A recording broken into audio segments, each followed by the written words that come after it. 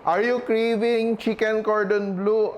Medyo mahirap siya gawin, pero we are going to make it very simple for you to make. Kaya gagawa tayo ng chicken cordon bleu packets. Simpol, simpol, luto na, ha-ha. So, yung pinakamahirap na part ng ating chicken cordon bleu, actually yung pag-roll sa kanya, no? So, yung gagawin natin dito, gagawa tayo ng paraan na wala nang rolling. So, eto, may chicken breast ako. Yan. And, usually, pag chicken cordon bleu, isang buong half a breast, ipa-flatten mo siya. Pero yung gagawin natin, hatiin lang natin sa 2 pieces yung ating breast. Yan. So, itong breast natin, magiging 4 pieces. And instead of, flattening it and rolling it, gagawa natin siya ng butas. No? So, para magiging pocket siya. So, hanapin natin yung part na medyo makapal and bubutasan natin siya. Look at that, no? Yan, no? And we will just stuff it later on, no? So, with our favorite stuffing. So, it's up to you, no? If you want skin on or skin off. Ako, I'm just leaving the skin on kasi masarap ang crispy skin, di ba? Yan. Yan. And this is our chicken. And we will season it with salt and pepper. Salt and pepper. So I have salt here. Salt and pepper. You can add a little bit of garlic powder as well or your favorite seasoning. Yan, be sure to season it properly, ha. Yan, para malasa siya. Pepper. Yan. Black pepper. Pwede din lagyan ng calamansi if you want calamansi for more flavor. Yan, mix it together. And now, for our stuffing, ito yung gagamitin ko. Para chicken na chicken yung ating chicken cordon bleu, we are using CDO Chicken Luncheon Meat. Yan. And we just cut it into pieces. Yan. Ito, masarap tong CDO Luncheon Meat. Kasi it's made from real chicken. And when we add it, it will add meatiness to our chicken cordon bleu. Yan. And merong queso. Ito yung ating chicken. No? We made pockets. And we will add our luncheon meat and our cheese. No?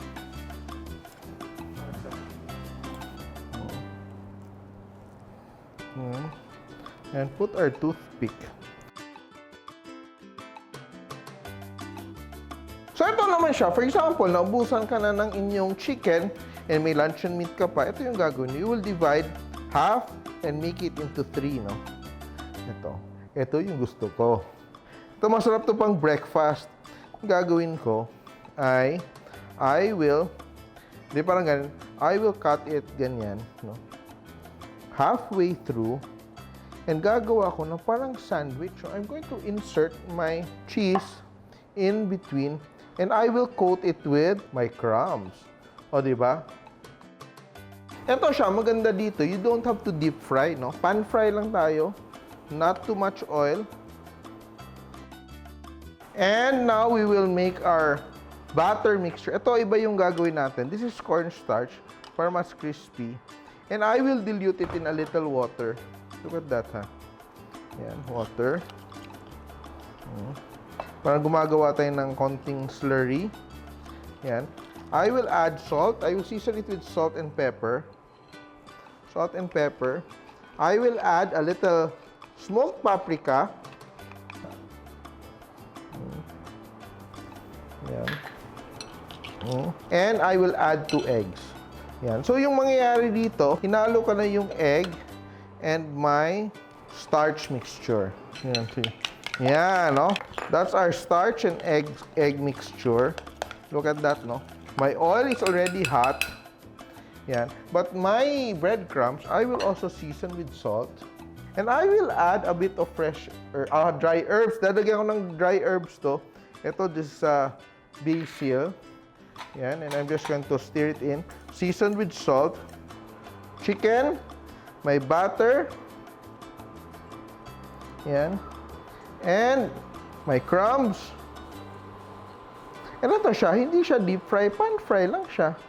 Medium heat. No, we don't want our pan to be so hot. So, achieve mo yung chicken cordon bleu, pero hindi na ganun kahirap gawin. So, it's very easy to transform your luncheon meat into something special, no? By integrating it into your favorite recipes, di ba? Yan, no? So, ang luncheon meat, you don't have to worry kasi luto na siya. But your chicken, because you're frying it in, ito, pan fry siya, hindi siya deep fry, you have to make sure that you're cooking it over medium heat. Hinay-hinay lang yung pagluto niya para hindi masunog yung crumbs bago maluto yung chicken sa loob. So, like that, no? Binaliktad ko na siya after a few minutes. And now, as soon as it's brown, babaliktarin ko na rin. Yan, so, yan. And look at that, some of my chicken pieces are already done. Yan, ganda ng kulay. Yan, ikot-ikot lang. And I have my cooling rack here. Yan, konti pa, no? Konti lang, and it's done. Beautiful, no? Look at that, no? Bango! Oh. Yan, and yung naiwan nating mga luncheon meat slices, parang ginawa nating sandwich, di ba? Just coat it in our batter, then coat it in our breadcrumbs. Ito, mas madali itong maluto kasi luncheon meat lang siya. Wala siyang chicken. Yan. Beautiful. This is done. Oh, look at that. Oh, aking chicken cordon bleu na luncheon meat using CDO Chicken Luncheon Meat. Yan. And let's make a very simple na cheese sauce. And I'm just adding like 250 ml of milk. So that's around half a cup. And I will just season with a little bit of garlic powder. Yan. Salt. And yung cheese natin natira kanina. So ito around 4 slices, around 1/4 cup. And I will just melt that, no? Yan. So our cheese sauce is almost done. We will just season with a little bit of black pepper. Yan. Yan. Turn it off. Just stir. No? Game. And look at that. Let's check on our chicken. Our beautiful piece of chicken. And I will slice, ha. Tingnan natin yung loob. And that is our beautiful chicken cordon bleu pockets. Ang beautiful. Ito naman yung isa. Yung luncheon meat natin. Just luncheon meat stuffed with the cheese. Beautiful din, di ba? So, ito na yung ating chicken cordon bleu 2 ways.